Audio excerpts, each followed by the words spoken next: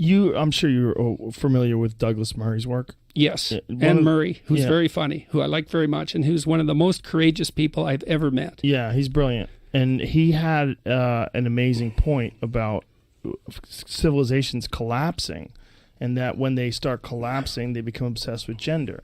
And he was saying that it you could trace it back to the ancient Romans, the Greeks. Yeah, Camille Paglia has made much of that. Yeah, I think probably it's not so much an obsession with gender; it's a disintegration of categories as a precursor. Like, so it's a marker for if categories dissolve, especially fundamental ones, the culture is dissolving because the culture is a structure of category. Mm-hmm. That's what it is.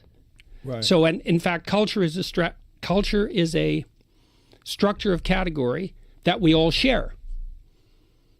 So we see things the same way. Well, that's why we can talk. I mean, not exactly the same way, because then we'd have nothing to talk about. But roughly speaking, we have a bedrock of agreement. That's the Bible, by the way. So I just walked through the Museum of the Bible in Washington. That was very cool. It's a very cool museum. So the structure, that's what the Bible it's what provides. I figured out. I just figured this out this week. So it was a cool thing to walk through because it's chronological. They have one floor which is the history of the Bible. Mm. But it's not exactly that. It's really what it is the history of the book. Now, in many ways, the first book was the Bible. I mean, literally, because at one point there was only one book. Like, as far as our Western culture is concerned, there was one book. And for a while, literally, there was only one book. And that book was the Bible. And then before it was the Bible, it was it was scrolls and it was writings on papyrus. But we were starting to aggregate written text together. And it went through all sorts of technological transformations. And then it became books that everybody could buy, the book everybody could buy. And the first one of those was the Bible. And then it became all sorts of books that everybody could buy. But all those books, in some sense, emerged out of that underlying book. And that book itself, the Bible isn't a book, it's a library.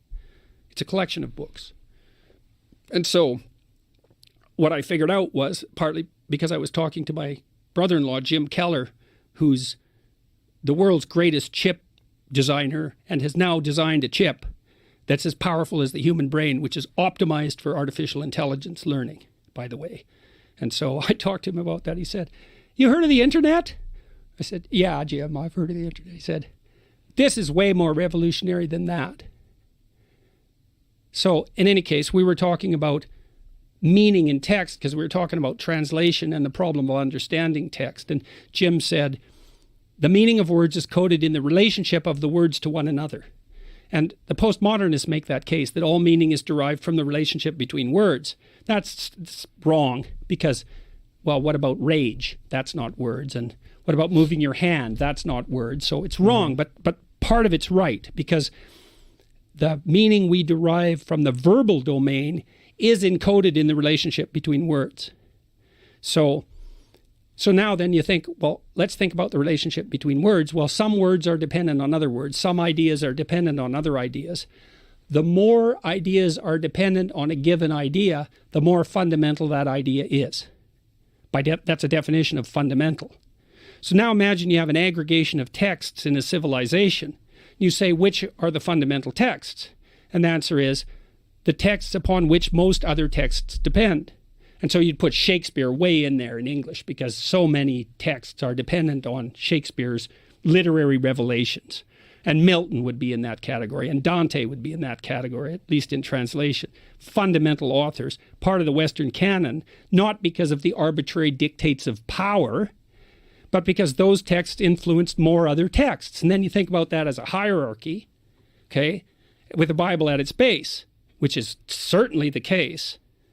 Now imagine that's the entire corpus of linguistic production, all things considered. Now, how do you understand that? Like, literally, how do you understand that? The answer is you sample it by reading and listening to stories and listening to people talk. You sample that whole domain. You build a low-resolution representation of that inside you, and then you listen and see through that. And so it isn't that the Bible is true.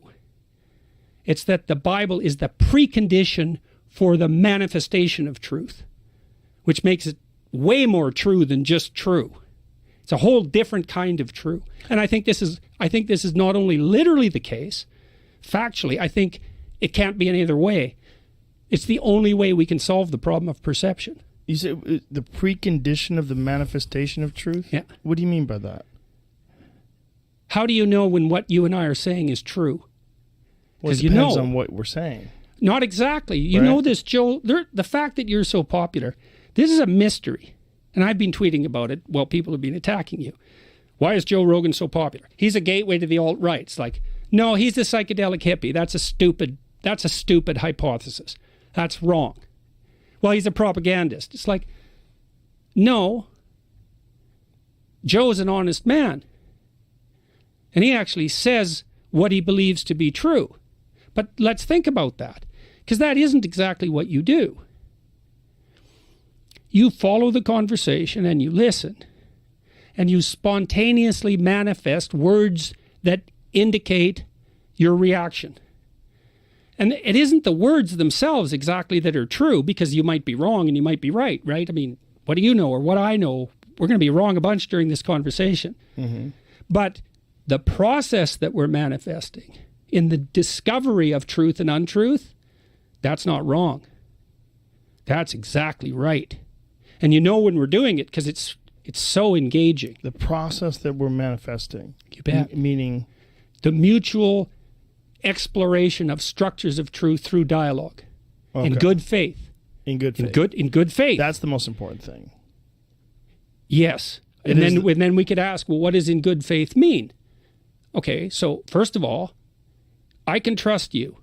And that's been my experience. You've never played games with me. We disagree. That's fun. I can trust you. You don't play games.